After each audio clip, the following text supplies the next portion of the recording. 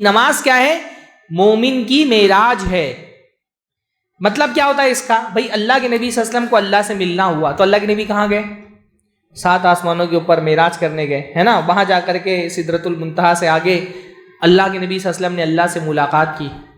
اب بھائی اللہ کے نبی تو ملاقات کرنے کے لیے آسمانوں کے اوپر چلے گئے، ہم کو اللہ سے ملاقات کرنی ہو تو ہم تو آسمانوں کے اوپر نہیں جا سکتے نا،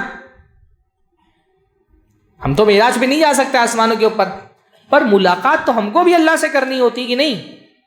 نہیں، میرا بھی کوئی غم ہے، میری تکلیف ہے، مجھے اللہ کے سامنے رکھنی ہے، میری پریشانیاں مجھے اللہ سے بیان کرنی ہے، مجھے بھی اللہ سے سرگوشی کرنی ہے، اپنی دکھ کی گٹھری اللہ کے سامنے کھول کے رکھنی ہے، رونا ہے، گڑ گڑانا ہے، میری پریشانیاں ہیں وہ اللہ رب العالمین کو بتانی ہے۔ میں کہاں سے اللہ سے ملاقات کر سکتا ہوں؟ میں کیسے کروں گا اللہ سے ملاقات؟ میں تو معراج پر نہیں جا سکتا نا، تو میں کہاں آؤں گا؟ میں مسجد میں آؤں گا۔ کسی سے ملاقات کرنی ہو تو اس کے گھر جانا پڑتا ہے نا، تو دنیا میں اللہ کا گھر کہاں ہے؟ مسجدیں ہیں، یہاں آؤں گا، یہاں سجدے میں روؤں گا، گڑ گڑاؤں گا، یہاں میں اپنی بات اللہ تعالیٰ کو سناؤں گا، اپنا غم اللہ سے شیئر کروں گا، اپنی تکلیفیں اللہ رب العالمین کے سے بانٹوں گا۔ یہ مسجدیں، جب یہ ہم سمجھ لیں گے نا انشاءاللہ تعالی کہ مسجدیں اللہ کا گھر ہے اور نماز اللہ سے ملاقات ہے، پھر دیکھیے انشاءاللہ نماز پڑھنے میں کیا لطف آئے گا۔ صرف 2 رکعت نماز ابھی پڑھیں گے نا انشاءاللہ عشاء کی نماز، 2 رکعت نماز اس تصور سے پڑھیے کہ نماز کیا ہے؟ اللہ سے کلام ہے، اللہ سے گفتگو ہے، اور صرف یک طرفہ کلام نہیں ہے، 2 طرفہ گفتگو ہے۔ نماز جو ہے وہ اللہ تعالیٰ سے 2 طرفہ گفتگو کا نام ہے، یعنی صرف یہ نہیں ہوتا ہے کہ آپ بول رہے ہیں اللہ سن رہا ہے، وہ تو ہوتا ہی ہے، سمع اللہ لمن حمیدہ، جس نے اللہ کی حمد کی اللہ نے ڈائریکٹ سنا۔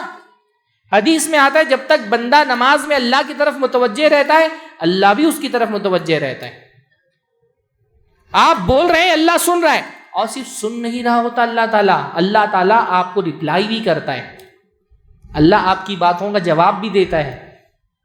کتنی بڑی بات ہے بھائی، ہماری حیثیت ہی کیا ہے اللہ کی اس کائنات میں؟ ایک حقیر سی مخلوق ہے ہم، پر اللہ تعالیٰ نے اتنا اہمیت دی ہے نماز کے ذریعے ہم کو کہ ہم کچھ بولتے ہیں اللہ اس کا جواب دیتا ہے نماز میں۔ کتنی بڑی بات ہے۔ حدیث میں آتا ہے کہ جب بندہ نماز میں کھڑا ہوتا ہے اللہ فرماتا ہے قسمت الصلاۃ بینی و بین عبدی، میں نے اپنی اور بندے کے درمیان نماز کو یعنی سورہ فاتحہ کو آدھا آدھا بانٹ دیا ہے۔ تو جب میرا بندہ کہتا ہے الحمدللہ رب العالمین، تو اللہ تعالیٰ کیا فرماتا ہے؟ حمدنی عبدی، میرے بندے نے میری حمد کی۔ آپ جب بھی الحمدللہ رب العالمین پڑھتے ہیں نا صدق دل سے، اللہ آپ کے الحمدللہ رب العالمین کا جواب دیتا ہے۔